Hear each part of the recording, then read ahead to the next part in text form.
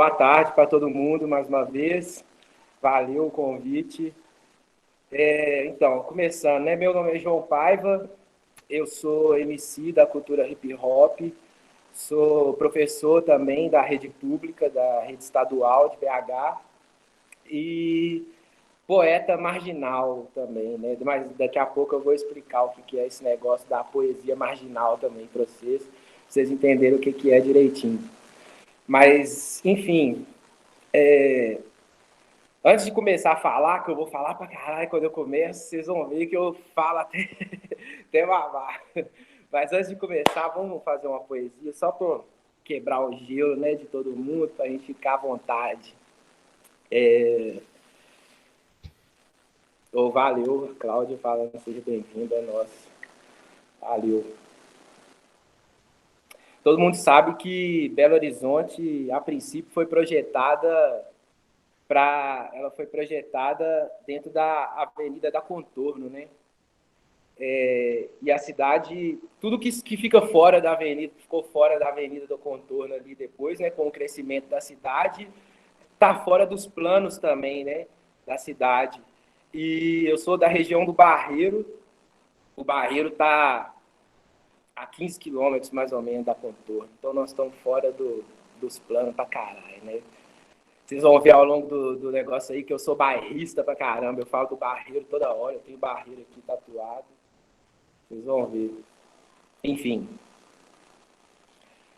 eu sou da borda da Contorno, do recheio do bolo de nota que rola lá no miolo do Lourdes e da Savassi, estilo Carine Bassi da Torre lá do Tirol, onde a rua de calçamento não passa seu velotrol. Aqui na borda da Contorno, do recheio do bolo mal dividido, fudido e fui mal pago. O estrago já é antigo, o artigo foi assinado. Estado, calamidade, cidade, Belo Horizonte, capital, prosperidade. A fonte é do lado de cada ponte, aqui na borda da Contorno, do recheio do bolo que tem meu sangue, parceiro. Veias abertas do barreiro, muito dá e pouco recebe, da nascente do arruda da água que ninguém bebe. Eu sou da borda da Contorno, do recheio do bolo, da má vontade, do excesso de vaidade e do metrô que nunca chega antes da minha necessidade de acessar essa cidade. Eu dependo de quem assina, que aceita aceitar propina. É a caneta que assassina e não sente a dor de quem chora. Pego 36 horas, pego 30 indo embora. Pega o 30 na volta para ver se você assimila, mas vai com a cara na porta, vê se não bate a revolta. Pega o 30 na hora que o ponto lá tem 3 filas, com suor na camisa, com sacola e mochila, e vem para a borda da Contorno, do recheio do bolo, do bolso cheio que explora a minha mão de obra, dos busão que não tem freio e dos córrego que transborda, aqui na borda da Contorno, do recheio do bolo, dos 37% do seu produto interno bruto. A situação tá sem sustento e o cidadão comum tá puto na borda da Contorno, do recheio do bolo, do meu lado, do viaduto, pra cá, o bagulho é diferente pra caralho.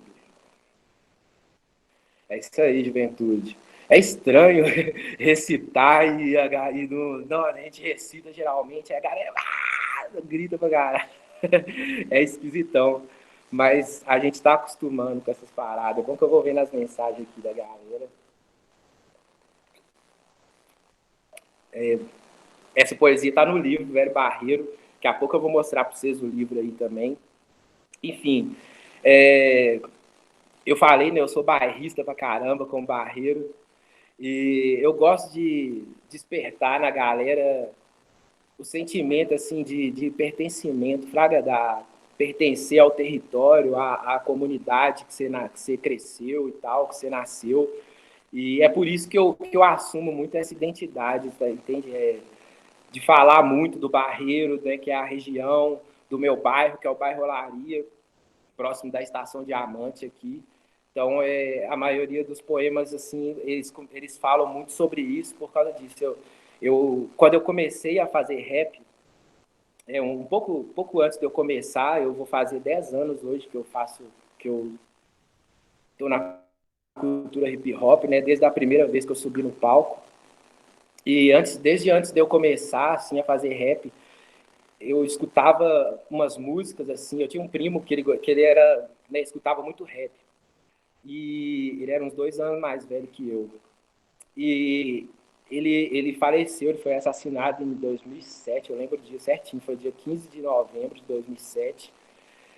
E depois, assim, foi um choque muito grande para mim, que foi ele que me aplicou o rap desde sempre, pá. E aí, pouco tempo depois, um outro primo meu me entregou um CD que esse meu primo que morreu pediu para ele gravar um CD, né? Que era o meu único primo que tinha computador. Aí esse meu primo que morreu pediu para ele gravar um CD com umas músicas para ele, né? E passou tipo uma semana e ele morreu. Aí ele ele ele me entregou, né? Meu primo que gravou o CD me entregou, falou aqui, João, você gosta de rap e tal, né? Você e o Leonel escutava muito, então fica com esse CD aqui, que eu não escuto muito e tal, e fica com esse CD aqui para você, então. E aquele CD, ele tinha várias músicas de rap mineiro, né? Só de rap mineiro, inclusive, aqui de BH e tal. E eu escutava aquelas músicas, assim, e eu não sabia o nome de ninguém que cantava ali, o nome dos grupos, das pessoas, e eu fiquei maravilhado, assim, eu fiquei... Nossa, eu achei muito louco aquilo, as letras, e a galera falando nas letras Olaria, Morada da Serra, Independência, que é os bairros que ficam aqui perto, aqui no entorno, aqui. E eu achei muito doido aquilo, sabe? Eu falei assim, não, velho. Até então eu escutava Racionais, bairros rap de São Paulo, e eles falam os nomes dos bairros de São Paulo e a gente não tem essa proximidade, né, com os bairros de lá e tal. E quando eu ouvi os caras falando sobre as paradas daqui, eu achei muito louco, assim, e foi uma das principais coisas que me motivou a fazer rap, foi isso. Eu falei assim, ó, velho, é isso que eu quero fazer, Fraga, é isso que eu quero fazer pro resto da minha vida. Eu quero cantar o lugar que eu vim, eu quero cantar o lugar que eu nasci, o lugar que eu cresci.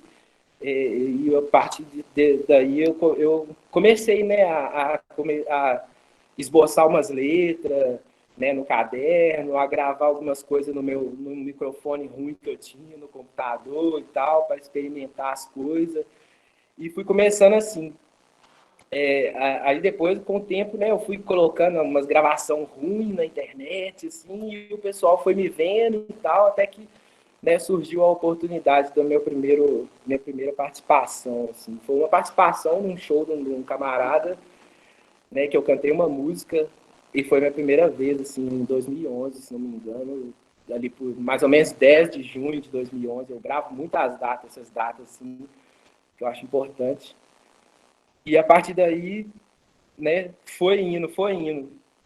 E nesse meio tempo, assim, depois disso, em 2012, mais ou menos, eu conheci uma amiga minha que é tipo uma irmã para mim mesmo, é uma irmã a gente fala que a gente é irmão de mãe diferente, que é a Isabela. E a Isabela, né, a gente conversou muito e tal. E aí um dia ela estava no centro e ela acabou, por acaso, caindo num sarau do centro, que era o sarau Vira-Lata. Aí, beleza, aí no outro dia, ela me mandou mensagem, assim, numa empolgação gigante, assim, nós, João, você não acredita, eu fui num lugar ontem, lá no centro, que tinha um monte de gente recitando letras de rap, recitando poesia, e todo mundo que quiser chegar, é só chegar e colocar o nome e falar as poesias, e a gente faz poesia, meu Deus. E falou, a gente tem que ir lá, não sei o quê. E empolgadaça, eu falei, não, demorou, velho, vamos lá, vamos ver o que pega desse rolê aí. Aí no outro sarau, era de 15 em 15 dias, na terça-feira, o sarau Vira-Lata nessa época. E aí no próximo sarau a gente já foi. Aí a gente foi, pai, eu fiquei assim, meio de canto, observando, tem até uma foto minha desse primeiro sarau, encostado assim na parede, com o braço cruzado, observando, e nesse primeiro eu não falei nada, eu sempre fui muito tímido, ainda sou muito tímido. E aí eu fiquei mais olhando, assim, vendo qual é que era com a galera. Aí no segundo que a gente foi, eu já falei com ela, ô Isabela, nesse aí nós vamos falar poesia, não vão? Mas eu só vou falar se você falar comigo também, porque eu tenho vergonha, pai, não vou falar sozinho, não. Aí a gente foi e falou no primeiro, e aí depois desse primeiro que a gente falou, assim, que quebrou o gelo, a partir desse dia, assim, todo sarau, a gente acabava um sarau, no outro dia a gente começava a escrever uma poesia nova para o próximo sarau, para recitar no próximo, e ali a gente foi, a gente estava ali toda terça, toda, né, de 15 em 15 dias ali na terça-feira, a gente estava lá no centro recitando poesia, né, com a galera, e saía de lá meia-noite, 1 hora da manhã para trabalhar no outro dia, mas a gente estava lá sempre porque, né, a gente que é do rap, assim, nesse começo, hoje, né, fora dos tempos da pandemia, assim, a gente já tinha um pouco mais de espaço para cantar, né? As batalhas cresceram muito, as batalhas de rap, então os espaços para a gente cantar aumentaram muito, mas nessa época a gente não tinha muito espaço para cantar. Então o sarau era o lugar que a gente tinha para ir mostrar nossa arte, mostrar nossas letras de rap que a gente escrevia e era doido para mostrar para alguém. E aí, né, depois de alguns saraus vira-lata que eu fui, eu, assim, né, viajando na internet, assim, eu descobri o Coletivós, que eu fiquei assim, eu fiquei de cara porque eu saía daqui do Barreiro, pegava 2 ônibus para ir lá para o centro para conhecer, para ir fazer poesia, recitar no sarau, e o Coletivós era perto da minha casa, era no bairro vizinho da minha casa, 10 minutos de ônibus. Aí eu falei assim, não, peraí, eu tô dando mole, né? Tô dando mole. Eu conheci o sarau lá no centro primeiro, para depois conhecer um que é do lado da minha casa. Aí eu fui no Coletivós também, a primeira oportunidade. E aí que eu conheci o Rogério Coelho, que é um cara foda aqui da poesia de BH, da poesia marginal. Ele ele que começou assim o rolê da poesia marginal de BH. O Sarau Coletivosa é o sarau de poesia marginal mais antigo de BH. Vai fazer esse ano, se não me engano, uns 13 anos. Acho que é 13 ou 14 anos que faz o Coletivosa esse ano. E, inclusive, essa coletânea de poetas, né, que a Gisele comentou, é a coletânea dos poetas do Coletivós, que são os poetas mais frequentes assim no Saraus. Né? Tem 22 poetas e eu acho que 2 poesias de cada um, se não me engano. E depois eu conheci o Coletivós, aí pronto. Aí eu tava, de 15 em 15 dias, eu tava lá no Sarau Vira-Lata.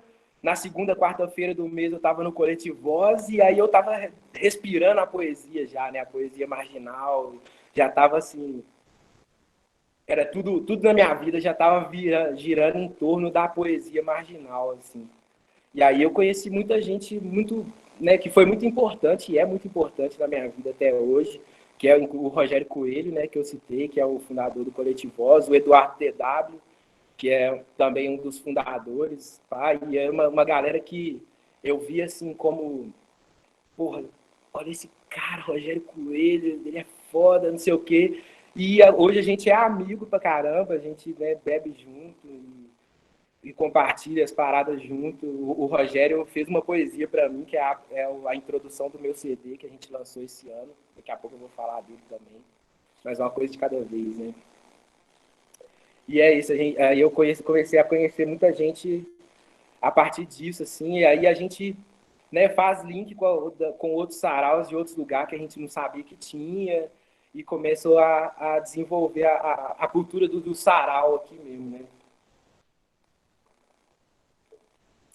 Enfim, vamos partir para a parte prática do negócio, que, então, eu estou falando muito de sarau de poesia marginal, poeta marginal e tal, mas tipo, às vezes a galera não entende direito o que é, né? Poesia marginal e pá. Eles acham que a gente fala poeta marginal, a galera acha que é os poetas que ficam na praça, bebendo, enchendo a cara e pá, e falando merda lá.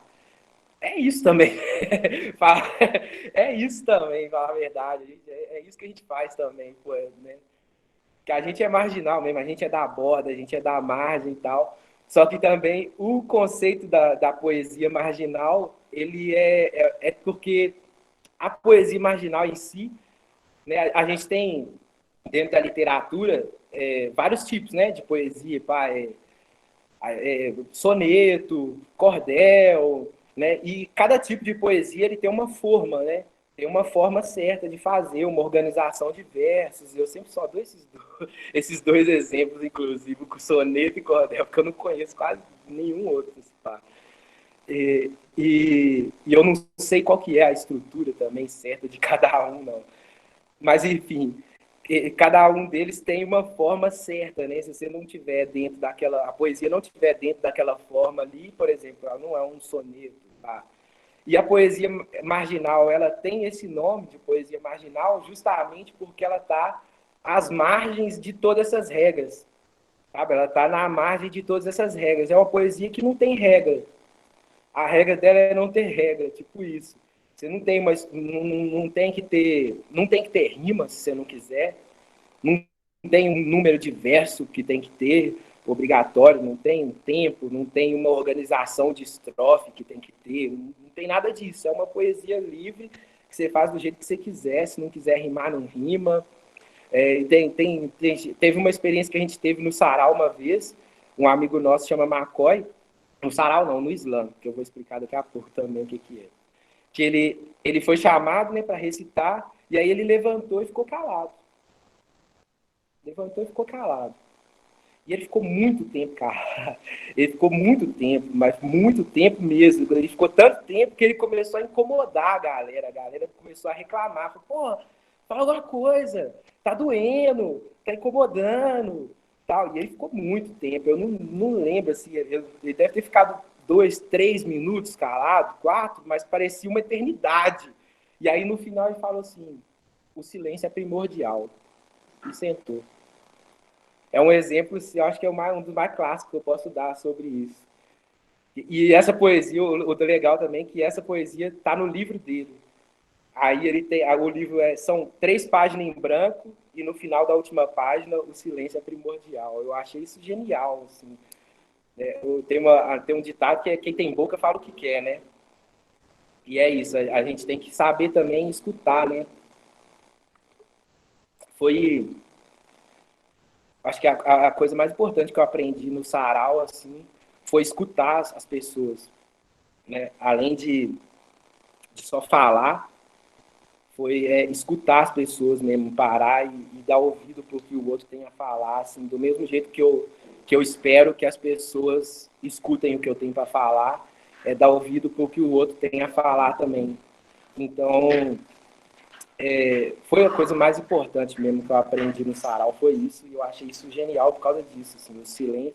Às vezes a galera, quando o sarau é na rua, por exemplo, e está muito cheio, às vezes tem uma pessoa recitando e você escuta os burburinhos, assim, pá, pá, pá, pá, pá, no fundo, né? E aí quando vem um outro poeta que às vezes é mais famoso do que mais conhecido, aí todo mundo fica calado. Mas o sarau ele é para ser um espaço, né, democrático nesse sentido também, de todo mundo ser ouvido da mesma forma. A gente não tem estrela, né? Eu fui num sarau que chama Cooperifa, em São Paulo, e lotado, assim, num bar, assim, e tinha muita gente, tipo 200 pessoas no bar. E aí o Sérgio Vaz, que é o organizador, uma hora ele pediu, ele chamou uma pessoa e falou, barulho pro fulano de tal. E aí a galera não fez tanto barulho, tava meio dispersa, aí ele pegou o microfone e falou assim, aqui, tem poeta preferido aqui? Como é que é? Deu um esporro mesmo na galera, assim, deu uma puxada de orelha violenta na galera. Não tem poeta preferido aqui não, então faz barulho direito aqui pro fulano de tal. Aí o pessoal acordou e fez barulho pra pessoa. Que é isso, o sarau ele é um espaço para a gente, é um espaço que a gente criou que é democrático, então eu acho que todo mundo tem que ser ouvido da mesma forma, né? Se a gente quer ser ouvido, a gente tem que escutar o outro também da mesma forma que a gente espera. E é isso, a poesia marginal é isso, né, esse espaço, assim. Ela foi até muito importante para mim no meu trabalho de professor também, na parte de escutar os alunos também, muito, né? Tem essa poesia Devagar Escola, que é uma poesia que eu odeio.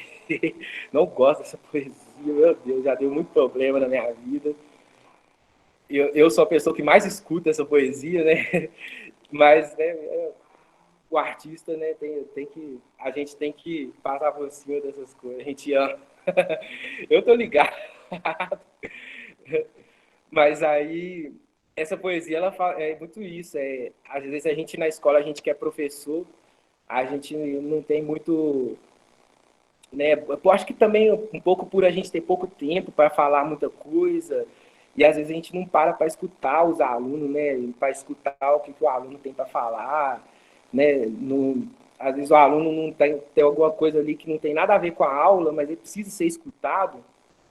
E a gente, às vezes, por causa de dar muito valor assim, para o tempo, de aproveitar o tempo, a gente não para muito para escutar eles, né? E aí o Sarau me ajudou muito nisso, né? A escutar muito a galera. Às vezes eu tô com muita saudade da aula, inclusive presencial.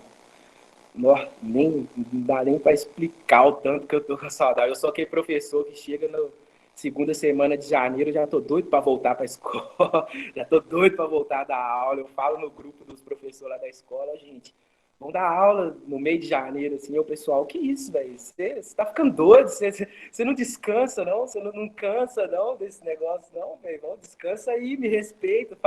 Mas é foda, eu falo direto com os meninos que na maioria dos dias, inclusive, 99,9%, ir para a escola dar aula é o ponto alto do meu dia. Assim, é a melhor coisa que eu faço no meu dia. Então, eu gosto pra caralho de estar ali. Assim, eu acho que eu posso falar palavrão, né?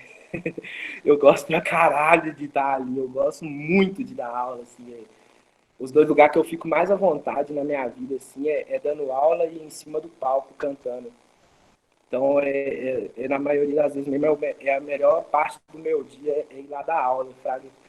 Então, eu tento fazer também para os alunos sentir assim, a mesma parada que eu sinto, assim, para dar aula, né? Eu tinha um professor na faculdade que ele falou com nós uma vez que se toda vez que a gente não for, que a gente for dar aula, a gente não sentir um frio na barriga, não sentir uma insegurançazinha e tal, é porque tem alguma coisa errada, Flávio, tem alguma coisa errada. Você perdeu a emoção do negócio, perdeu o feeling, tem que rever aquilo ali, porque tem que ser sempre isso, né? Insegurança e tal. E é isso, né? Eu tento criar o ambiente e fazer o aluno sentir esse mesmo friozinho na barriga, essa mesma emoção que eu sinto quando dando aula, o aluno também, né, recebendo ali, compartilhando. Aí, às vezes, eu chego, tipo, eu vou chegar na aula no primeiro horário, eu tenho que falar alguma coisa, eu tenho que passar algum texto. O, Antes de eu começar, eu entro lá na sala, pá, e eu sento do lado deles e converso. Tem alguém jogando papel em alguém, eu pego o papel e jogo também. Tem alguém com o violão, eu falo, faz um instrumental aí no violão. Aí ele faz o instrumental, eu mando uma rima lá em cima, pá. Perco não, eu ganho uns 10 minutos ali interagindo e brincando com eles e atrapalho o cabelo das meninas tal, e ganho esses 10 minutos ali com ele, depois eu paro e falo, não, galera, demorou. Agora presta atenção aqui, deixa eu falar com vocês. E aí começa a aula, tá? Porque é isso, às vezes é 10 minutos que a gente acha, a pessoa pode achar que tá perdendo, mas é 10 minutos que você tá ganhando, porque às vezes você ia perder ele chamando a atenção da galera. Tipo, para de conversar, deixa eu falar. E é um tempo que às vezes você ia perder chamando a atenção. Mas se você gasta esses 10 minutos ali um pouquinho interagindo e trocando ideia e tal, e né, você tem muito mais a galera com você do que já começa e chega lá na frente, eu ensino, vocês aprendem, eu falo, vocês escutam, eu sou bambambam. Não, tem dessa não, né? A gente tem que ter a humildade de saber que o professor está ali, ele está ensinando, mas ele está aprendendo também. Eu falo com os meninos também que eu aprendo, às vezes, muito mais com eles do que eles comigo durante o ano, durante as aulas. Eles não têm nem noção disso, mas eu aprendo muito mais com eles do que eles comigo nas aulas, né? Nessa interação, tá? Tem vezes que tem hora que eu estou assim, explicando o texto, aí alguém faz explicando um texto, uma matéria, e alguém faz uma piadinha, e eu entro na piada e faço piada também, e a gente começa a um zoar o outro, e já teve vezes, tipo assim, um aluno chamar minha atenção, falou, professor, pode conversar aí, como é que é o negócio lá do texto, pá, e chamar minha atenção para eu voltar da aula, né? De tanto que eu envolvo com eles, às vezes eu viajo também na maionese e entro na brincadeira. Mas, enfim, Antes de passar para os próximos assuntos, deixa eu falar mais uma poesia aqui, porque eu sou fominha de poesia, sou fominha mesmo, e a gente está carente de lugar para falar poesia, então tem que aproveitar, né? Se alguém quiser, inclusive, enquanto eu estou falando, galera, se alguém quiser ligar o microfone, me interromper, perguntar alguma coisa, não precisa esperar o próximo momento aí do debate, não. Pode me interromper na alta mesmo, falar, opa, e me perguntar que não dá nada para nós. Deixa eu ver. Não dá. Geralmente, antes dessa, eu pergunto quem já sofreu violência policial, né? A galera levanta a mão, eu levanto até o pé. Porque, né, o bagulho é louco. Mas, enfim, eu sei que muita gente que é da periferia, que tiver aí, já deve ter sofrido algum tipo de violência ou abuso policial aí pela vida. E, enfim, é uma parada que essa poesia é uma parada, muita gente, eu acho que é ruim explicar poesia, né? O crioulo tem uma frase que fala que odeia explicar gíria, né? É tipo isso. É ruim ficar explicando poesia, mas como eu sou muito polêmico, é, a galera às vezes confunde, acha que eu estou pregando alguma coisa de violência e pá, mas é igual quando o Jonga fala fogo nos racistas, ele não está falando para matar a galera, ele está falando fogo na ideologia racista, né? E é a mesma, essa poesia que eu vou falar aqui agora é a mesma ideia, vocês vão entender.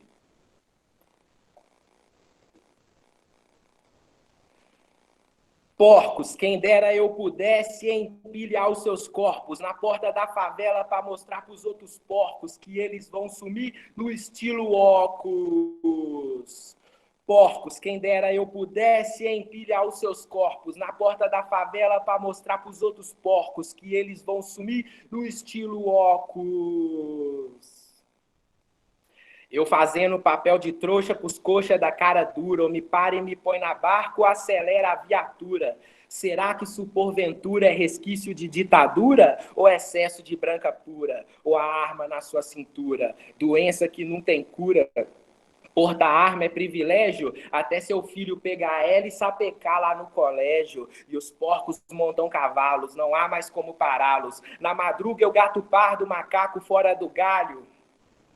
Passou devagar no palio, eu sei que não vou ser páreo, carai. Se eles me param, bye bye. Se eles me encaram, fudeu. Senhor, pra mim é só Deus, mas eu que sou meio ateu, só abaixo pro meu pai.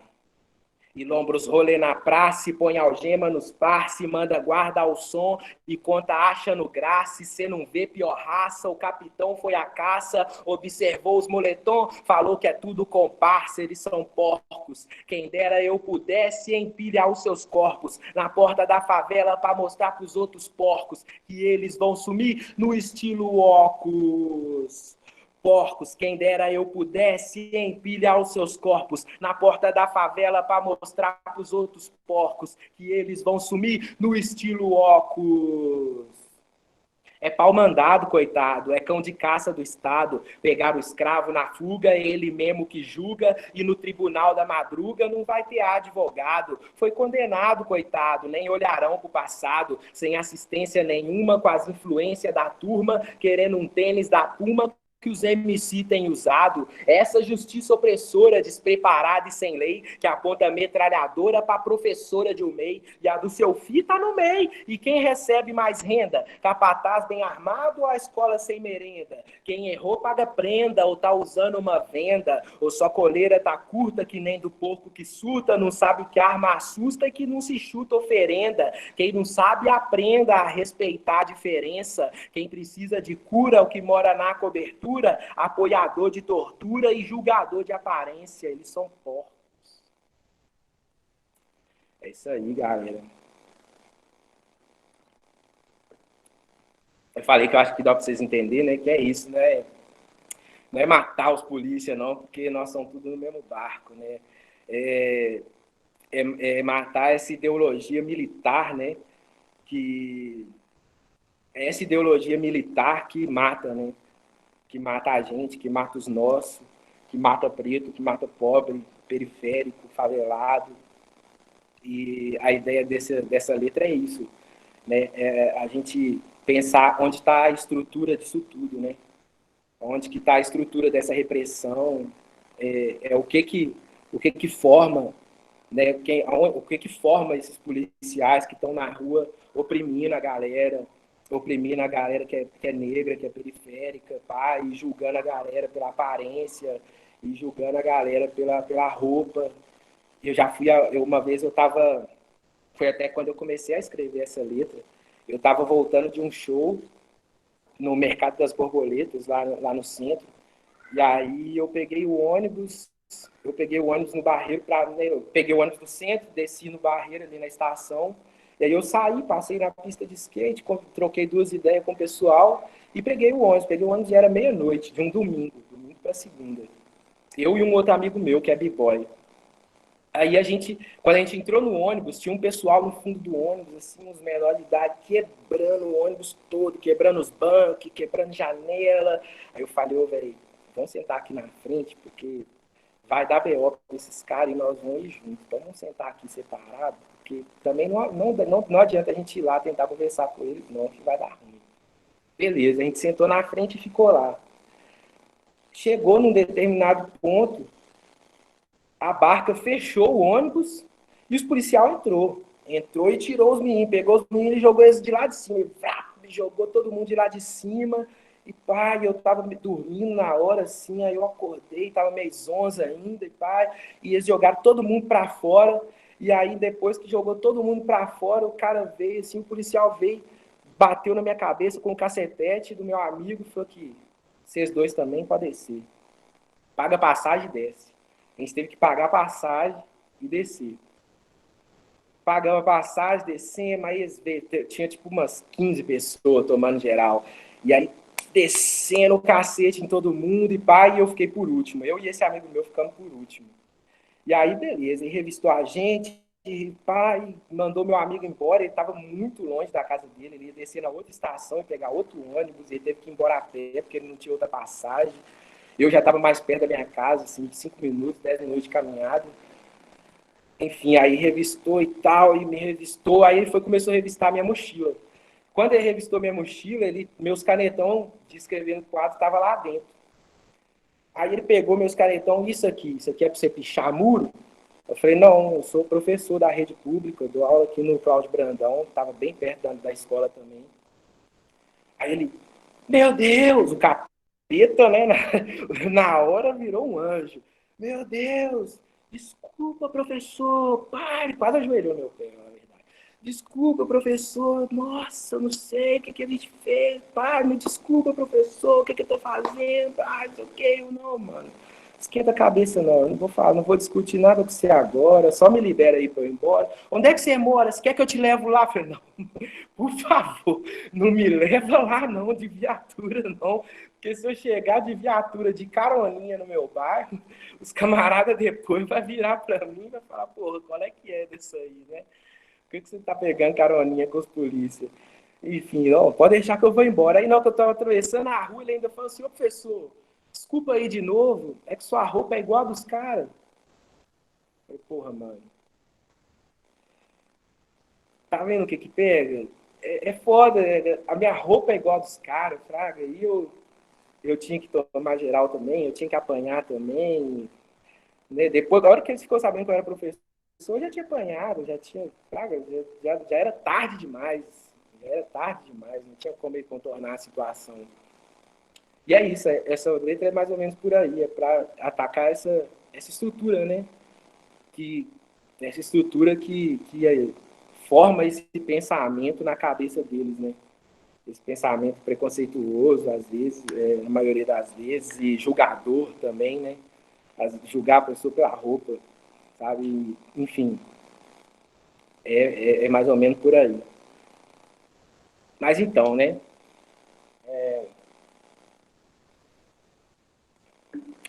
Voltando à poesia marginal, essa era mais para ilustrar a letra mesmo. Voltando à poesia marginal, a gente tem também o movimento de slam, né? Dentro da poesia marginal. Que o slam ele é uma estrutura um pouco diferente do sarau.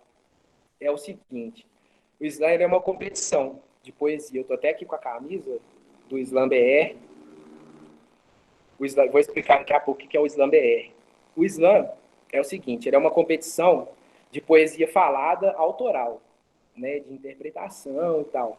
Então, é o seguinte, a gente chega lá no lugar do slam, faz a inscrição, né, você dá seu nome para o organizador, e aí ele coloca o nome de todo mundo ali dentro de um potinho e vai sorteando os poetas.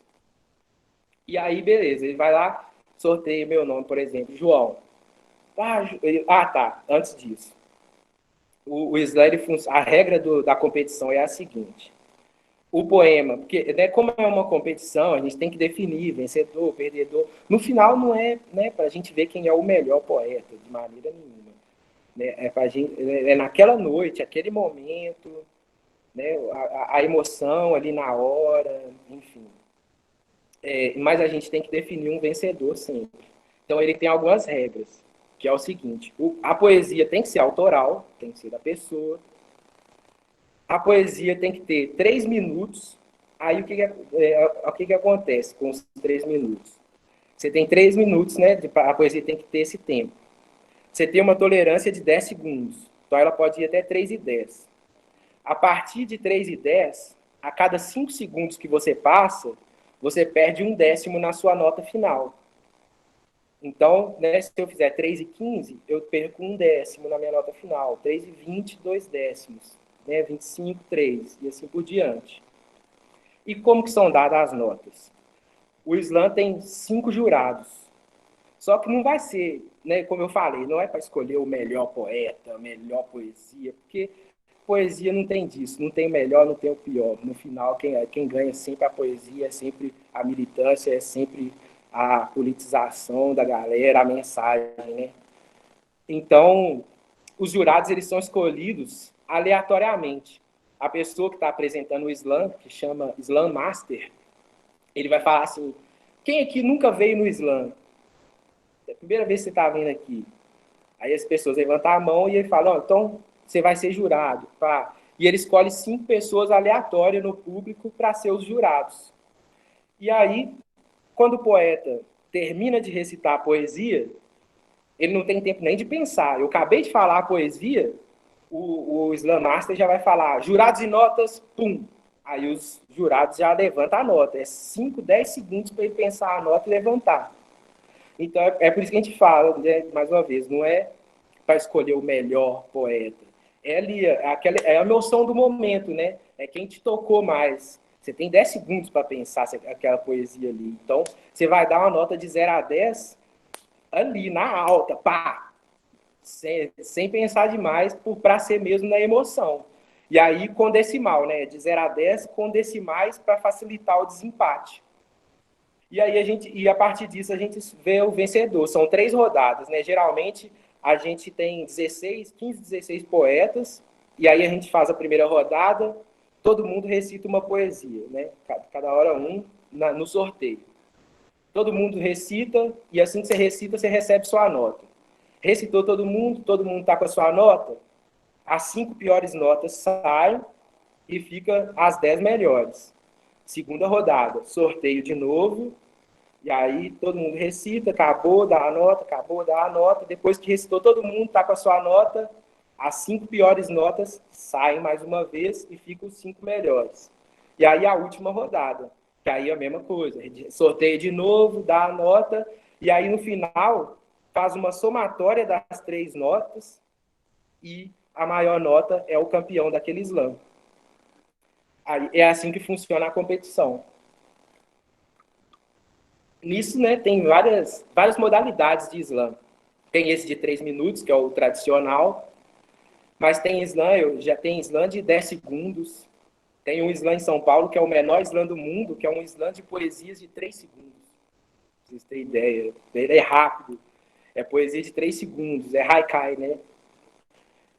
E, enfim, aí tem várias modalidades. E, a partir disso, né, dessa competição, foi criado um circuito, que é um circuito mundial de slam.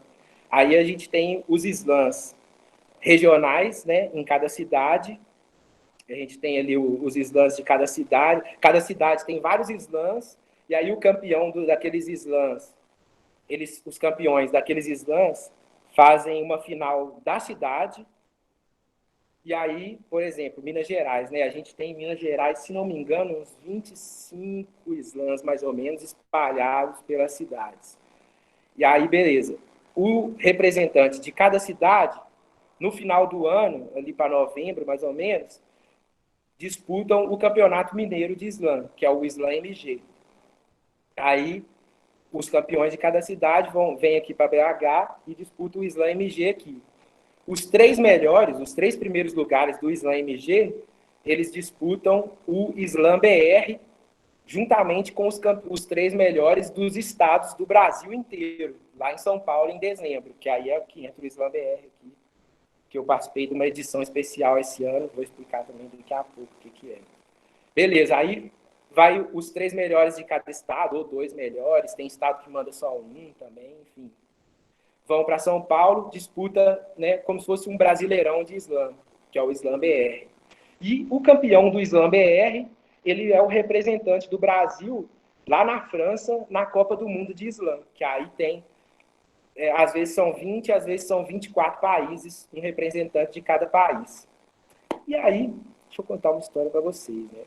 Era uma vez, o João Paiva do Barreiro estava lá, né, doidão na praça, recitando poesia, bebendo, cachaça, o que, slam, tô doideiro, né, dando sarau. Aí o Rogério Coelho, esse amigo meu, veio para mim e falou: João, tô sabendo um negócio, velho, que é uma competição de poesia, mano. É um negócio muito louco, tipo duelo, só que é de poesia decorada.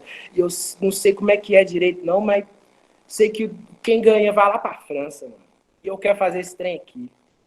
Ai, mano, demorou. Tá rolando. Se é para recitar poesia, não tem problema. Não quero nem ir para a França, não. Quero recitar poesia. Quanto mais espaço tiver para nós recitar, melhor. Eu sou fominha. Beleza. Aí o que aconteceu? Ele ganhou, conseguiu 3 passagens para ir para São Paulo fazer uma pesquisa do Slam sobre essas regras que eu expliquei, porque a gente não sabia nada. Isso em 2014, no início do ano, assim, de abril mais ou menos. E aí eu fui com ele, foi eu, ele e o DW, né, que é o outro fundador do Coletivo. A gente foi, né, participou de alguns saraus e tal, e lá a gente sentou com alguns organizadores de slam e aprendemos as regras. Voltamos para BH e aí a gente fez o Slam Clube da Luta, que foi o primeiro slam de Minas Gerais. O slam, eu e o DW, a gente gosta muito do filme Clube da Luta. Eu já vi Clube da Luta, tipo, 10 vezes. Tem o livro, já li o livro várias vezes também. Eu sei as falas do filme antes deles falar, assim, tudo de cor. E a gente gosta muito, o DW é igual eu. E a gente quis colocar esse nome no Slam por causa disso e criar uma atmosfera do Clube da Luta, que é tudo escuro, com uma luz em cima, assim, do poeta e tal. Só que como eu e o DW, a gente também é MC, a gente tinha outras coisas, né, gravando CD e tal, a gente não conseguiu pegar para organizar. Então acabou que o Rogério foi organizar sozinho o Slam. E aí ele fez o Slam Clube da Luta, né? Eu acho que o primeiro foi em agosto, mais ou menos, de 2014, no Teatro Espanca, que é onde acontece até hoje. Beleza, 2014. Aí tem que ter 6 edições do Slam para ele entrar no circuito e valer vaga para o Slam BR, né, que é o brasileiro. Beleza, e tá lá o João recitando no Slam. E primeiro Slam, nada, perdi. Segundo Slam, perdi. Eu fui ganhar a penúltima vaga do Slam para o Slam MG, que é o Campeonato Mineiro. Como até então só tinha o Slam Clube da Luta, então o Slam MG ele foi a final do Clube da Luta, né? Os campeões só do Clube da Luta. Beleza, fui para a final do Clube da Luta. Chegou na final do Clube da Luta, tá lá o João bebendo, não sei o quê, e poesia, e bebe poesia, tá, não sei o quê. Aí ganhei o Slam MG. Fui para São Paulo por Slam BR no mesmo ano, assim, o Slam MG foi uma semana antes, a final foi uma semana antes do Slam BR. Fui para São Paulo participar do Slam BR, cheguei lá, mesma coisa, João Paulo. E bebe, não sei o quê, e cerveja, e recitando poesia, e trocando ideia, e conhecendo muita gente. Do nada, João Paiva ganha o Slam BR também. E aí, em 2015, eu fui o representante do Brasil na Copa do Mundo de Slam, lá em Paris. O Rogério foi comigo, inclusive, a gente passou uma semana lá em Paris na disputa, não passei nem da primeira fase, mas eu dei um rolê pela ordem, né? Eu dei um rolê da hora em Paris, pá, bebi pra caramba, e nós visitamos museu, visitamos os pontos turísticos do Islã. Obrigado, Zé. Visitamos pontos turísticos de Paris, e pá, Torre Eiffel. Torre Eiffel é feia pra dar, né, galera? Nossa, só tem fama aquele negócio. O negócio é feio demais. Falei, não, que isso, Torre Eiffel, muito sem graça. Mas, enfim, chegamos lá, demos um rolê, conhecemos gente de país, assim, que eu nem sabia que tinha poesia. Nicarágua, Madagascar, e muita gente, muito lugar. E eu lá não sei falar inglês, não sei falar mal português, né? Me virando para comunicar com a galera e pá, no Google Tradutor e tudo mais. Mas a gente se virou e conseguiu, assim, trocar muita figurinha lá e foi um rolê da hora. Depois eu disputei também o campeonato, um slam mundial também no Rio de Janeiro. Esse eu fui campeão, tinha 16 países. E eu fui campeão lá no Rio de Janeiro em 2015 também, uns 2, 3 meses depois da França. Foi um rolê muito da hora também, conheci muita gente de outros lugares. Foi, foram experiências muito boas, assim, pra mim. Eu acho que eu já falei pra caralho de novo. Então vou fazer mais uma poesia e depois a gente abre para vocês perguntar as paradas aí para nós, demorou? Molhar a palavra de uma vez. Essa poesia tá no meu. Eu ainda tenho que falar sobre o CD. Essa poesia tá no meu CD, que saiu em janeiro, dia 31 de janeiro. Tem um clipe no YouTube também, chama Dormir na Praça. Eu não gosto de explicar a poesia, mas depois eu vou explicar para vocês também como que ela foi construída, que é uma história legal. Eu dormi na praça e vi que enquanto a vida passa, nós se mata ali de graça para ter mais que o essencial. Vi lá no comercial, consumo em potencial. E a honra que está no mérito eu não quero nem a pau. Minha caneta é para FAO, minha bombeta é para blazer. E eu deixei sua mãe em choque, pelo menos, né, de taser. Pensei fora da caixa, caguei pro que você acha, e pro otário que me taxa, vagabundo e delinquente. Deixei de mãos atadas, foda-se a pátria amada, vi que não tá preocupada com o futuro da minha gente, só madeirada diferente, em quem que você é crente, no honesto que mentiu ou no imbecil que fez sua mente? Depende de quem você põe na frente, a economia do Brasil ou o menorzinho que lota o pente? Vocês são herdeiro da frieza desse antepassado seu e da mania de grandeza do egoísmo europeu. Cristão não deu a mão, aprendeu com o filisteu. Esqueceu que pregou perdão e matou quem não se benzeu. Política é circo e pão, os direitos nós já perdeu. É rezar pra eu não ter razão e parar de esperar em Deus. É a pílula do Morfeu, é a química que não rola entre a mãe pátria e o filho teu rejeitado pela escola. E o coração bate na sola do pé que não tem sapato. Vendeu na boca barato para comprar um saco de cola e decola. Assovia se vê freguês, trampando de vigia na ponte da Rua 3, tudo 2 no L2 ali atrás. Quantos mais vão cair? Quantos mais, Satanás? Aí da mansão você vê também? Ou tá com pressa para esperar e preguiça para fazer o bem? Cansei de ver vocês falar que opção todo mundo tem. Eu vou acreditar em quem? Onde Deus é uma nota de 100? Prefiro ser ateu e não bosta, amém. É isso aí, gente. Da hora. Vocês entenderam? Só força, Fran. Intimidade, né? Só força, Fran. É nóis. Em 2018, no início de 2019, eu e um amigaço meu que mora comigo, que é professor lá na escola também, a gente deu um rolê de mochilão pelo sul de Minas. A gente saiu com a mochila nas costas, a barraca, saco de dormir, e fomos para a estrada pedindo carona, dormindo na rua, dormindo em posto de gasolina, pegando carona para ir de uma cidade para outra, caminhoneiro, e dormindo no chão mesmo, passando uns apertos. E a gente passou por, acho que, 9 ou 10 cidades em 15 dias. E aí, nessa viagem, eu comecei a escrever essa letra, né? Começa a dormir na praça. que é tipo isso, a gente conheceu muita gente, assim, que vive assim, né? A gente estava só fazendo uma experiência, mas a gente conheceu muita gente que vive assim, e a gente percebeu e confirmou já o que eu já penso há muito tempo, que é isso, a gente vive nesse sistema capitalista, né, cabuloso, que gosta de pôr na cabeça da gente que a gente precisa de muita coisa, de muito dinheiro, de muito conforto, de carro importado, de roupa de marca para ser feliz, para viver bem. E, na verdade, a gente não precisa de nada disso para viver bem. Né? A gente não precisa de nada disso para ser feliz. A gente precisa estar bem consigo mesmo, sabe? A gente precisa estar bem mesmo consigo mesmo, com a família, com as relações que você tem com as pessoas. E é isso. A gente não precisa de bem material. Lógico que a gente tem que sobreviver, né? A gente gosta de assistir uma televisão, gosta de ter um celular, às vezes precisa, né, também para trabalhar e pá, mas a gente não precisa ter mais, a gente não precisa ter mais do que a gente precisa. Isso dá até uma rima, hein? Vou anotar. A gente não precisa ter mais do que a gente precisa, né, para viver.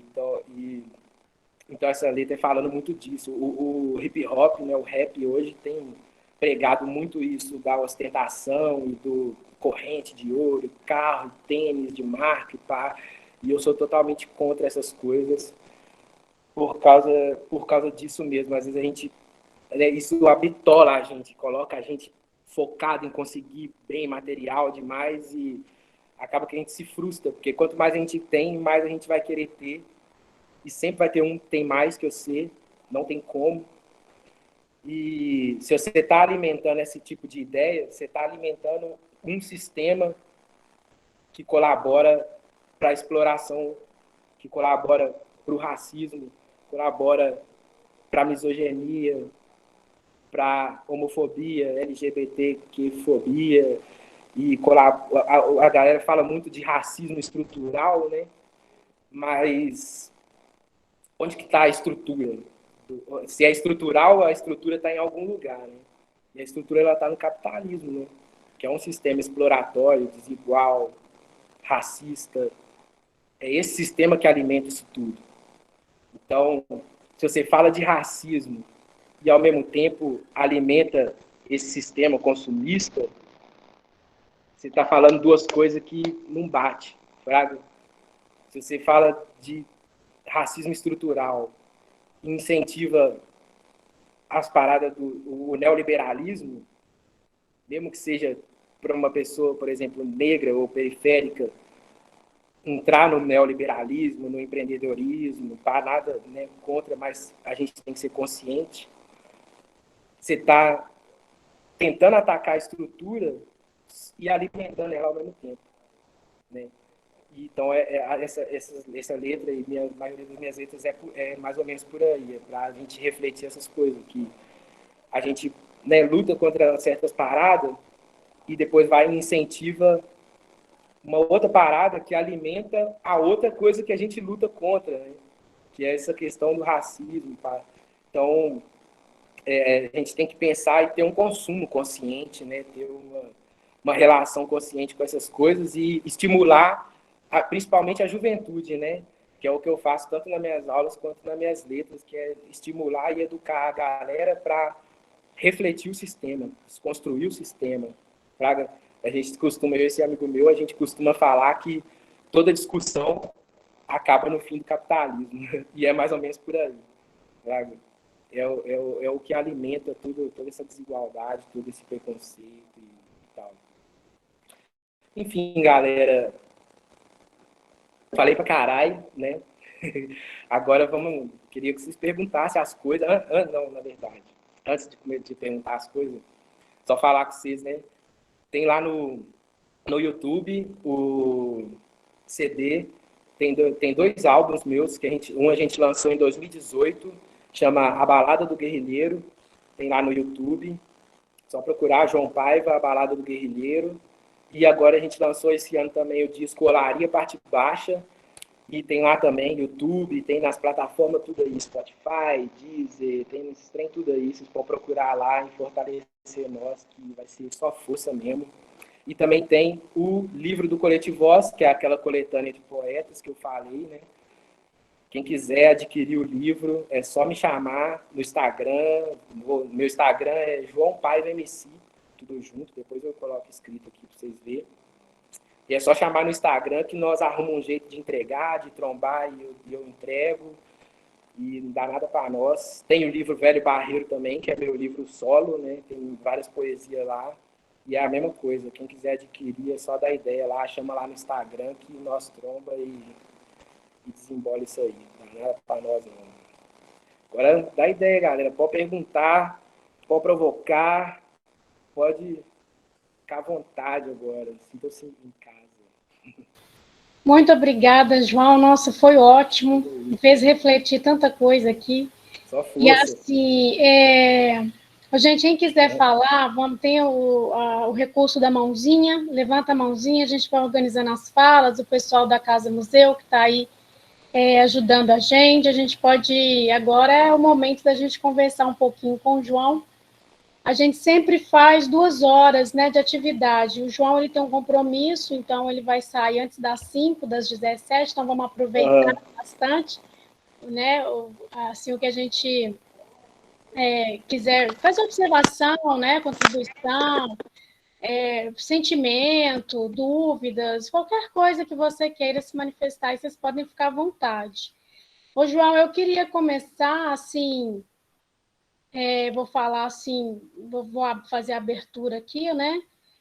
Você falou muita coisa que me fez refletir bastante, mas eu vou devagar, porque senão eu também, como você, nós professores, a gente vai falando e esquece, né, do tempo assim. Mas eu sou apaixonada com a cultura hip hop, né? Não sou artista da área nem nada, mas assim, como uma consumidora, assim, né, próxima, tenho muita admiração pelo poder da poesia, acho muito poderosa, os versos incríveis, né?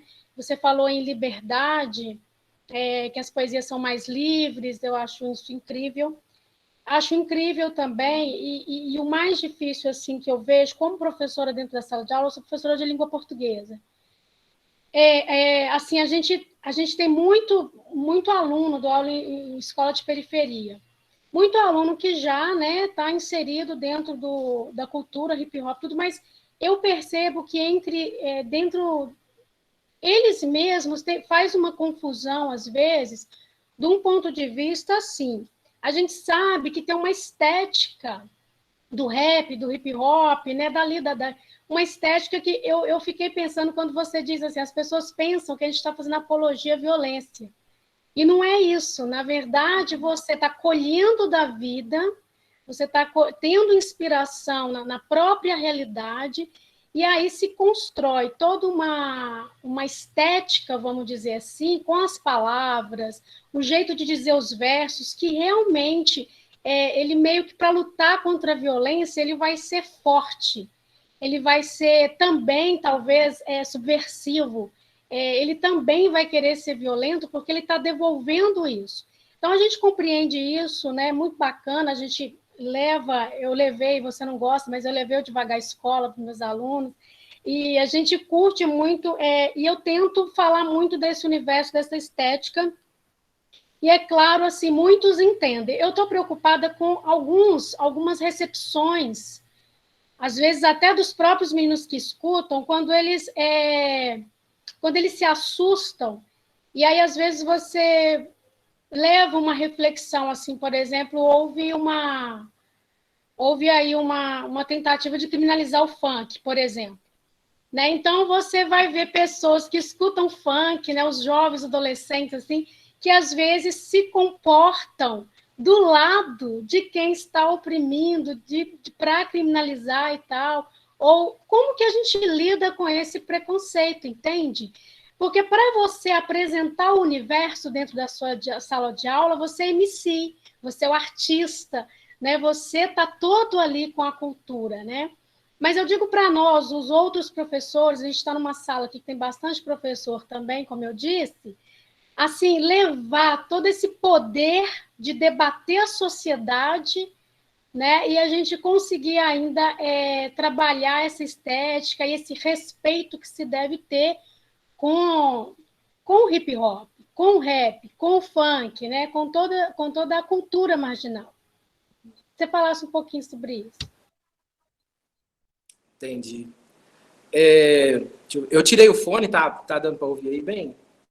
Tá Porque o fone ótimo. estava baixo o meu áudio. Tá ótimo. Beleza.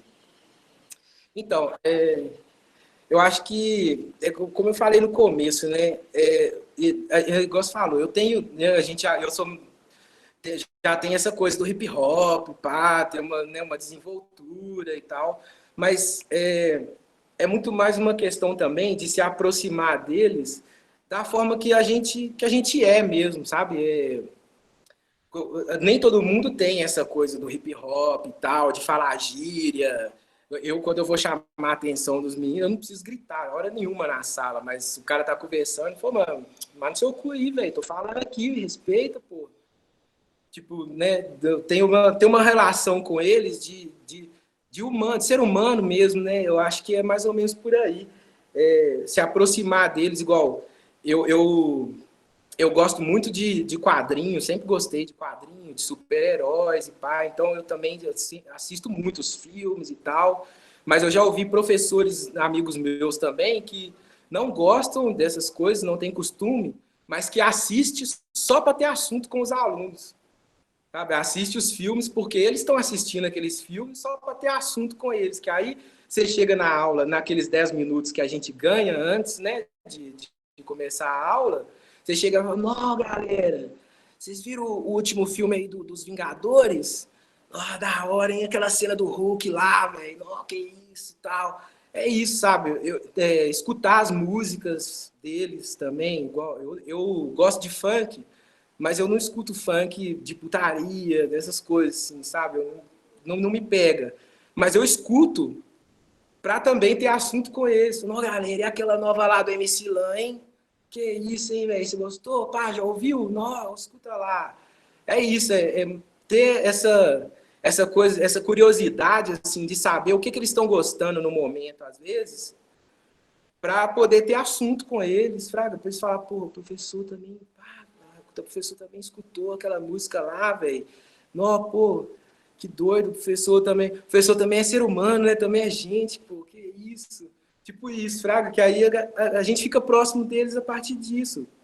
Chega lá e brinca com eles, senta do lado deles lá na sala, sabe? Senta no chão, arreda as carteiras, senta todo mundo no chão e senta no chão junto com eles. Praga. É isso, é uma parceria, exatamente. Se aproximar deles sendo você. Praga. Tem um filme, eu acho que todo mundo que é professor assiste esse filme na faculdade, que é o Escritores da Liberdade. Tem uma parte que a professora ela tenta tipo, ser uma coisa que ela não é mesmo, sabe? Ela pega uma música do Tupac, coloca lá na sala e começa a andar na sala, tipo assim, pá, não sei o quê. Aí os meninos olham pra ela e falam assim, professor, dá licença, né? Você não é assim, não. Desculpa aí, mas você não é assim, não. É isso, Fraga. Pode pegar a música do Tupac, mas aí pega a música, pá, e seja você, velho. Põe lá a música, senta lá e fala, galera, olha o que ele tá falando. Cabuloso, né? O que quer dizer com isso aqui? Não, essa gíria aqui eu não conheço, não. O que quer dizer essa gíria? E não, né? Ser você mesmo e ter essa proximidade com eles naturalmente, assim. Eu acho que é mais ou menos por aí. Que aí, a partir daí, tudo que você falar, eles vão ser seu, eles vão estar dentro. Tudo que você propôs, eles vão estar dentro. Porque você criou esse laço com eles, né? Eu acho que é por aí. Maravilhoso, eu concordo com você. Acho que essa também eles não são uma folha em branco, né? A gente aprende, como você disse, a gente aprende com eles. Eu estou vendo a mãozinha aqui, eu não sei se é da Neia, me ajudem, por favor. Eu queria agradecer o João Paiva, né, por ele ter aceito o nosso convite, ter vindo participar com a gente aqui da nossa conversa sobre arte. Uma tarde muito agradável. E eu queria fazer um comentário e uma pergunta. Eu achei muito interessante essa experiência. Quando você foi contando as coisas, como que a poesia atravessou, né, várias experiências experiências, assim, desde ir para a França, dormir na praça, apanhar da polícia, essa riqueza de experiência e como que ela está entrelaçada com as letras que você faz, né? Como que a sua experiência ela é algo que é algo orgânico, né? Assim, a sua música, a sua poesia, ela está organicamente ligada com esse tipo de experiência de vida. E aí, quando você fala do capitalismo, eu acho bem interessante porque esse é um tipo de experiência que não conta para o sistema capitalista. Mas é o que, ao final das contas, é o que devia contar para a vida da gente, né? A forma como a gente vive a vida, o significado, o sentido que isso tem para a gente. Então, assim, eu achei fantástico. Eu achei que foi uma tarde muito rica de reflexões, para a gente começar a pensar essas coisas, assim, para mim, a lição que eu levo dessa tarde é assim, até quando aquilo que eu faço, a minha vida, a minha experiência, o meu cotidiano, tem relação com as coisas que eu penso, a forma como eu penso o mundo, a crítica que eu faço, sabe? Assim, eu acho muito interessante. Quando você disse que foi confundido quer dizer, né, que você foi a polícia te pegou porque você parecia com os caras, vestia igual os caras, assim, eu achei fantástico. E aí, assim, eu não sei se você falou, mas eu fiquei curiosa de saber qual é o conteúdo que você dá aula e sobre essa questão da crítica ao capitalismo, se você faz essa discussão com os alunos em sala de aula, como é que você consegue levar isso para a sala de aula? Porque, assim, nós, professores da Escola Municipal do Deputado Renato Azevedo, a gente tem confrontado muito com essa necessidade de aprender a levar para os alunos uma perspectiva mais crítica da realidade. E aí eu gostaria de saber como é que é isso na sua prática pedagógica. Obrigada. Entendi. Então, só força, Edneia. O que acontece? Primeiro, né? Geralmente eu peço para a pessoa adivinhar de que eu dou aula, mas eu acho que vai demorar. Eu dou aula de educação física, por incrível que pareça. Geralmente a galera chuta sociologia, história, filosofia, português, até chegar na educação física. Eu acho que educação física só vem antes da matemática. Mas, enfim, eu dou aula de educação física. Atualmente, eu tenho turmas de primeiro, segundo e terceiro ano do ensino médio, mas quando as aulas, até 2019, né, as aulas presenciais, eu tinha segundos e terceiros anos só do ensino médio. E aí, assim, eu tenho uma visão da educação física que os meninos, né, os meninos que eu dou aula, eles já têm, tipo, ali, 16, 17, 18, 19 anos. Então, eu não preciso ensinar para eles a chutar uma bola, por exemplo. Porque quem quer chutar uma bola, nessa idade, já sabe se pá até melhor que eu. Não precisa ensinar para ele. E quem não quer, também não faz diferença para ele aprender. Eu não tenho que ensinar para eles a fazer uma manchete do vôlei. Porque quem se interessa por isso já sabe também melhor que eu. Tem time da escola, lá na escola tem time e tal. Eles treinam a semana inteira. Então, quem sabe fazer isso, às vezes pode ensinar para mim. E quem não quer também, não vai fazer diferença na vida dele saber uma manchete. Então, eu uso a educação física para ensinar coisas além da educação física, para além disso. Que é aí que a gente entra nessa parte, né, do sistema, de repensar o sistema. Então, por exemplo, o segundo ano, eu gosto de trabalhar muito com projetos. Então, cada bimestre eu tenho um projeto. O segundo ano tem um bimestre que a gente fala sobre skate.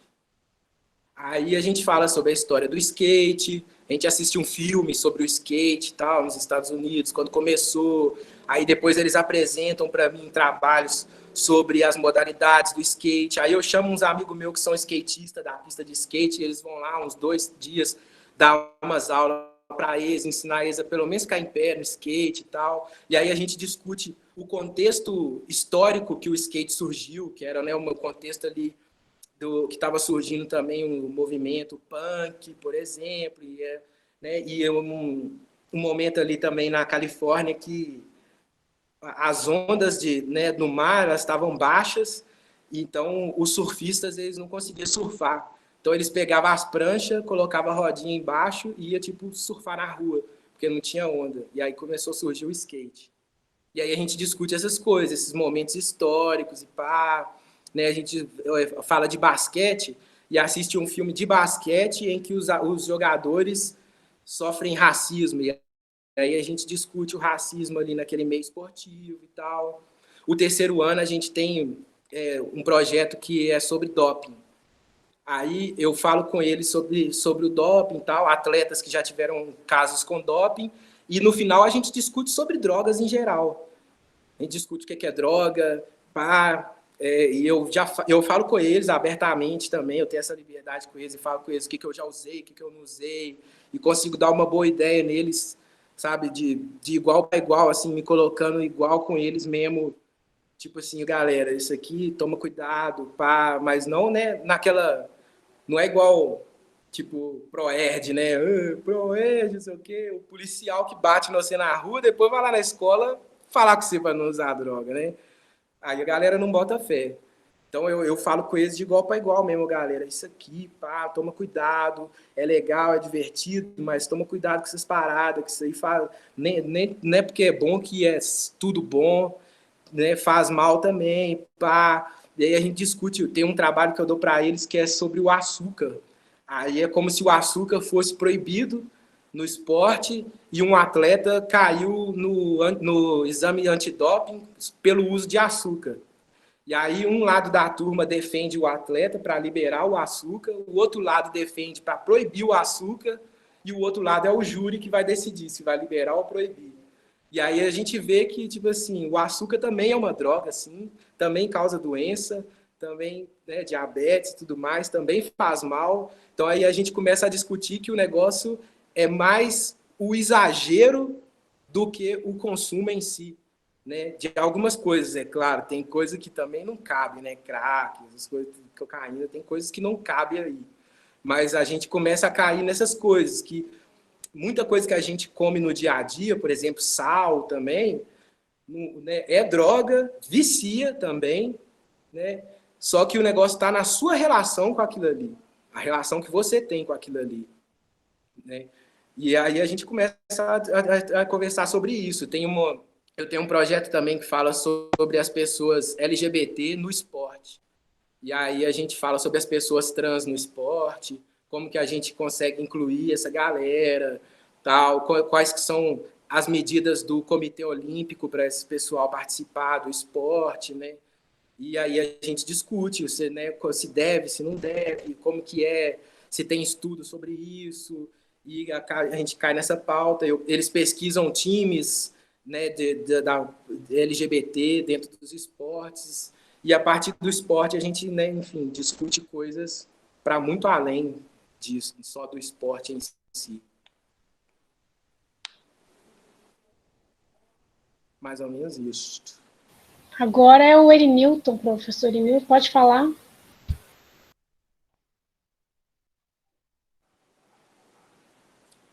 Boa tarde. Tá dando para ouvir? Boa tarde. Tá de boa. Tá bom, meu time, pode falar.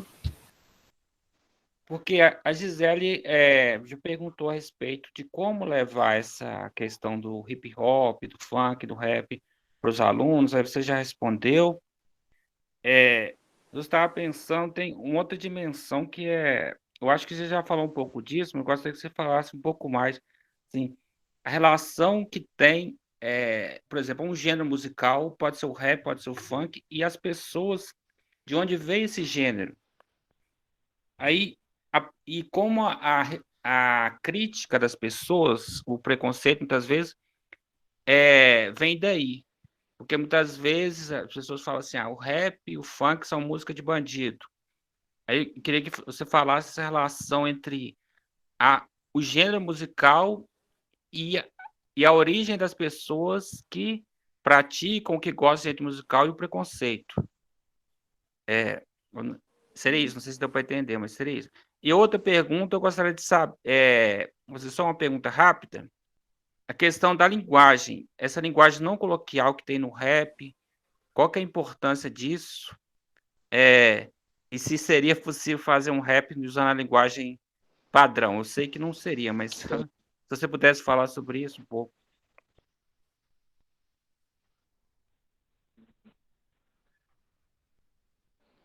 Beleza. Então, a primeira, né? Eu acho assim, o rap, né, o hip hop, ele nasceu na periferia dos Estados Unidos, né, de Nova York, 1973. A primeira festa de rap, acho que é 8 de agosto de 73, por aí. 8 ou 10, não lembro direito. Mas, enfim, ele nasceu ali. E ele nasceu justamente porque ali na periferia de Nova York, cada bairro ele era dominado por gangues. Gangues que traficavam, né, que tinham práticas criminosas e pá.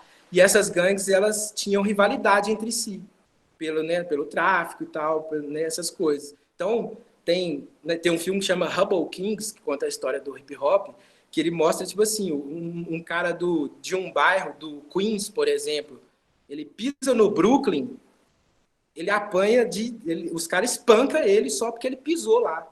Ele não precisa falar nada, não precisava falar nada. Então, a partir daí, o que acontece? O hip hop ele foi criado para as gangues elas converter essa energia em arte. Eles resolverem essas diferenças em arte. Então, aí eles, ao invés de começar a brigar, a galera começava a resolver esses problemas dançando, com a disputa de dança, com uma disputa de rima. E aí o hip hop veio para resolver essas tretas, né? Esses problemas. E eu acho que esses preconceitos, assim, a linguagem, né? Os nossos temas que a gente aborda no hip hop, eles partem daí, né? Dos problemas que a gente tem nas comunidades e pá, a gente fala do que a gente tem, né? O problema que a gente tem na comunidade. Então, a gente fala muito de criminalidade por causa disso, né? A gente fala porcos, né? Dos polícias, porque 99% das vezes que o polícia vem aqui no meu bairro, por exemplo, eles vêm para bater, eles vêm para pôr a gente na parede, fraga. Eu já tomei geral, né, um primo meu já tomou porrada de polícia na porta de casa. Então, essa revolta que esse tratamento que a gente tem deles, quando a gente vai se expressar, não tem como a gente devolver com palavras bonitas, com calma, com tranquilidade, não. A gente recebe agressão, então quando a gente devolve, a gente é agressivo também, não tem como, é via de mão dupla, né?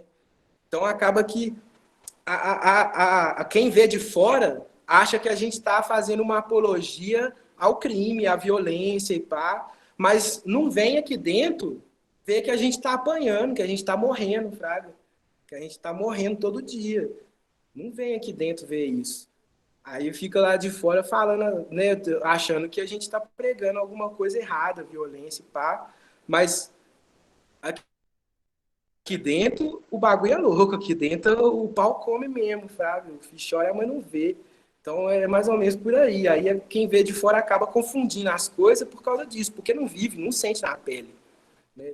Não sente essa agressão na pele todo dia. Violência institucional, né? Tem uma música que eu falo muito disso também. Violência institucional. Não, às vezes não põe a mão na gente. Mas o cara me parar aqui na porta da minha casa e me revistar é um constrangimento muito grande para uma galera que me viu crescer aqui, fraga. Ficar olhando o policial me revistar aqui na porta de casa. Porra, o que aconteceu? O que o João tem? O que o polícia está revistando ele? O que está pegando? Né? É uma violência também. Então, acaba quando a gente devolve na mesma agressividade e aí as pessoas não conseguem pôr na balança porque não sente, né, na pele. A segunda questão é a parada da linguagem, né? Da linguagem do rap. Assim, do mesmo jeito que eu falei, né? A gente, como é de periferia e tal, aí a gente tem essa linguagem mais, né, não coloquial, né? Fala muita gíria, pá, eu falo gíria toda hora, mineirês pra caramba também, né? Mas inclusive tem MCs, rappers, que fazem o rap numa linguagem mais formal, com palavras mais difíceis. tem um MC que chama Parte 1.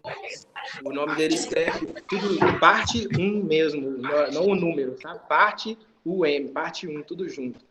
E ele é um cara que as músicas dele, ele fala na linguagem formal, caralho, assim também. Fala quase nada de gíria.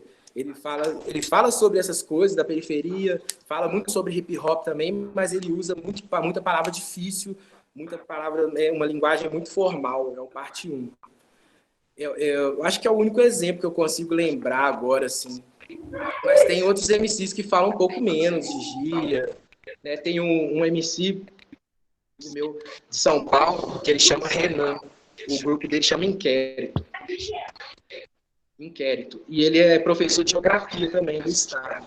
E ele faz um rap também um pouco mais formal. Assim. Ele tem as gírias também, lógico, da periferia, mas ele tem bem menos. E ele faz um rap muito educativo também, sabe? Com uma linguagem bem mais formal também e tal, com as palavras mais, assim, não palavras muito difíceis, igual às vezes o Parte 1 faz, mas ele também tem esse lado mais formal. Então é possível também.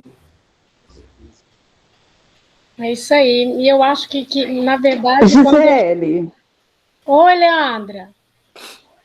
Eu queria fazer uma pergunta.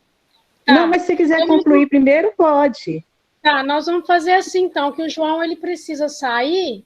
Ô João, a Leandra trabalha com a gente, e aí eu vou encerrar com a pergunta dela, com a contribuição dela, e aí a gente vai caminhando para o encerramento, porque eu sei que seu tempo tá apertado. Aí você faz suas considerações finais. Pode ser assim? Fechou. Pode ir, Leandra. Ô, João, eu vou ser rapidinho, João.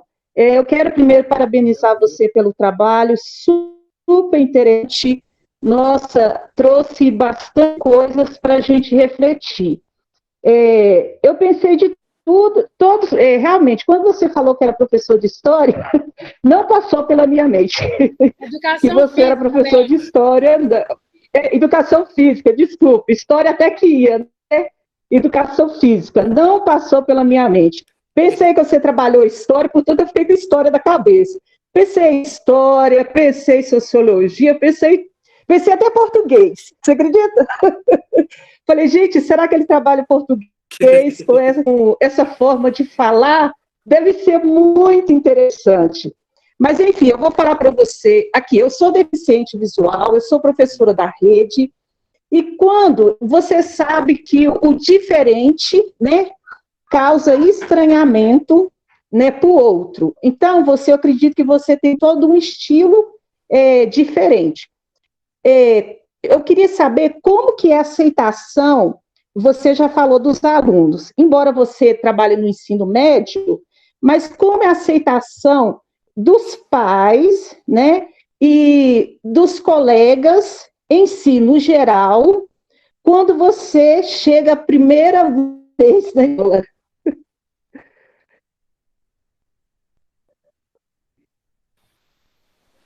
Entendi. Cortou, Leandra.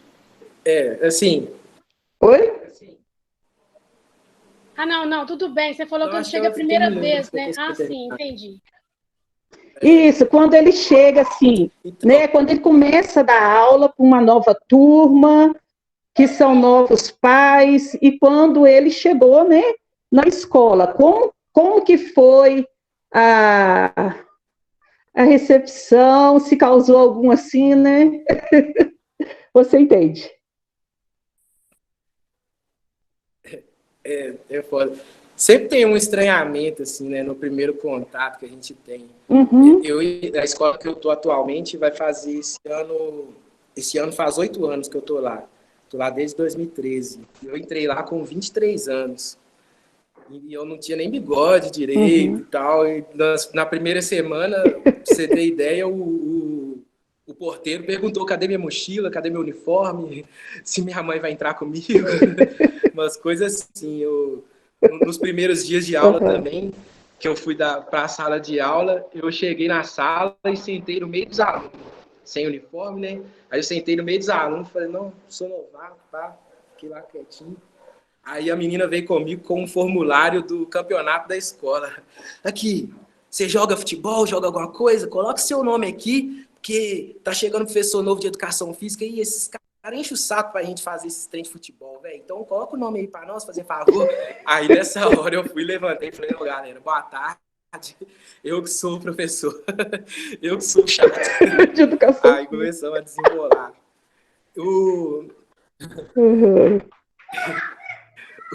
Os colegas, assim, a maioria dos colegas, a gente tem uma boa relação, assim. Eu tenho muitos colegas da escola, assim, que pensa muito igual eu, assim, e tal. Muito poucos têm algum pensamento diferente. A gente tem um colega lá de história que é bolsonarista, por incrível que pareça. Mas aí, tipo, se eu não falar de política com ele, a gente não briga, sabe? Se eu chego lá, eu só converso com ele de futebol. Porque, né, olha aqui pra você ver. Foi esse martelo. Se eu for falar de política com ele, a gente vai brigar. Então, para manter a boa relação, né, no ambiente de trabalho, eu converso com ele de futebol só, de filme. E aí a gente leva, né? Uhum. Acontece. Eu já tive um diretor, a gente teve um diretor, assim, que era um cara bem, assim, bem difícil mesmo. E aí a gente, assim, com o passar do tempo, assim, o último ano, assim, de mandato dele, a gente brigava todo mês, assim, a gente discutia todo mês. Sem falta. Não, e por você falar muito... Tinha uma treta. E eu acho assim, por você falar gíria, pode ser que, às vezes, cause um pouco de estranhamento, né? Porque o povo tem uma mania que achar que o professor tem que falar formal. Uhum. Tem que ser formal o tempo inteiro, né? Às vezes faz, eu acho que gera, mas eu acho que a galera não... Eles não expressam muito isso, sabe? Eu também não tô nem fudendo pra isso, falar a verdade. Aí eu toco o terror mesmo, ótimo. Eu falar, eu falo e eu falo do meu jeito. Do mesmo jeito que eu converso com meus amigos, eu converso com meus alunos também. Eu falei, eu tenho que chamar a atenção de alguém. Eu falei, mano, tomar no seu cu aí, velho. Tô querendo falar aqui, respeita, porra. E é isso, e nós não perdemos a amizade, não. Continua a mesma coisa. Eles, não, desculpa, professor, desculpa. E pronto, e é isso mesmo. O que eu tive mais problema mesmo foi esse diretor, que a gente brigava muito. Uma vez uma vez teve uma festa lá na escola e ele cismou que 2 alunos estavam com droga na escola e eu não estava na festa. Aí ele levou os 2 pro banheiro e colocou 2 PM para revistar os meninos dentro do banheiro. Aí eles tiveram que tirar o tênis, levantar a camisa e tal. E os meninos ficaram bem chocados, assim. E na segunda-feira eu tava dando aula sobre drogas, né? Tava nesse bimestre. Aí o menino veio falar comigo a situação, chateado e pá. E aí eu explanei mesmo. Falei, ó, que isso aqui não pode acontecer dentro de uma escola, não. E explanei mesmo. Falei, galera, tá acontecendo isso dentro da escola. E vocês dão um jeito, vocês denunciam esse cara aí, porque hoje foi o fulano, amanhã pode ser vocês, pode ser eu. Então, se vocês não denunciar, nós estamos fodidos. Aí acabou que eu fiquei como errado. Fui para uma reunião do colegiado, tomei uma advertência, o colegiado ficou todo do lado dele, que eram os apoiadores dele, era ano de eleição e pá. E aí, no final da reunião, ele ainda falou comigo, Noki, vou te pedir também para você não recitar devagar a escola aqui mais, não, porque agora toda vez que eu vou brigar com os alunos, eles falam devagar a escola. Aí eu comecei a rir, né, que não tem outra coisa para fazer, e falei com ele, não, demorou, mas foi você que me chamou para recitar, é só você não me chamar mais que eu não falo. E é isso mesmo. Aí depois a gente ganhou dele na eleição. Não, obrigadão, viu? É isso mesmo. Ô, João, obrigada. Não, muito interessante, obrigada, viu? Obrigada, muito interessante João. Mesmo, adorei. Só força, né? Obrigada, Leandra. Ô, João, brigadão. Eu acho que de tudo fica, né, a questão de essa coisa de aproximar a escola da realidade, a escola da vida, né? Porque a gente tem mania de achar que dentro da escola existe uma bolha e a gente não pode ser humano lá dentro. Eu acho que você deixou isso muito claro. Todo mundo é gente, todo mundo está ali, né, para a gente derrubar esses muros e a gente compartilhar o conhecimento, construir tudo junto e sempre focando no mundo mais justo, né? Mais igualitário. Aí eu acho que é isso. Foi ótimo te ter aqui. Muito obrigada. Estou muito preocupada com o seu tempo. Espero que dê tudo certo, né? Que você está indo Sim, para o mas vai dar estúdio, né? Você falou que está indo para o estúdio. E agradecer a todo mundo da casa, tá, gente? Foi ótimo receber vocês aqui, quem está vindo pela primeira vez. Se você quiser fazer algumas considerações finais, João, fica à vontade. E aí a gente encerra a transmissão. Demorou. Só agradecer a todo mundo mesmo pela presença, agradecer a Gisele pelo convite, muito obrigado mesmo. A gente está precisando disso, precisando falar nesse momento, é difícil para todo mundo, tá foda. E obrigado a todo mundo que prestou atenção, que interagiu, é importante pra caralho, igual eu falei, né? A gente se ouvir, trocar ideia, principalmente nesse momento de pandemia e de desgoverno, né? Que a galera quer pôr arma na mão dos outros, não quer conversar, não. Nós temos que investir no diálogo para a gente salvar os nossos. Só força. Eu vou partir mesmo, porque agora nós temos. Eu vou ir para lá, para o estúdio, porque a gente tem mais uma live, 6 horas da tarde, lá no meu Instagram, então eu tenho que já me preparar para partir mesmo e para começar a próxima live. E aí, todo mundo que quiser acompanhar a live também daí, 6 horas da tarde, lá no meu Instagram, João Paiva MC, tá rolando.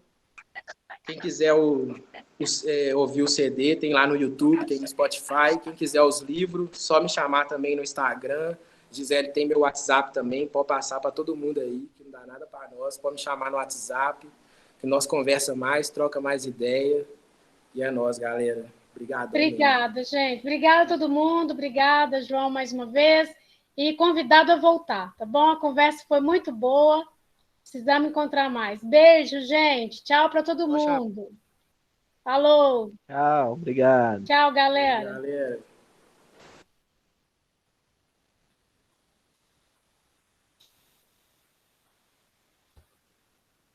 Adeus. Foi ótimo.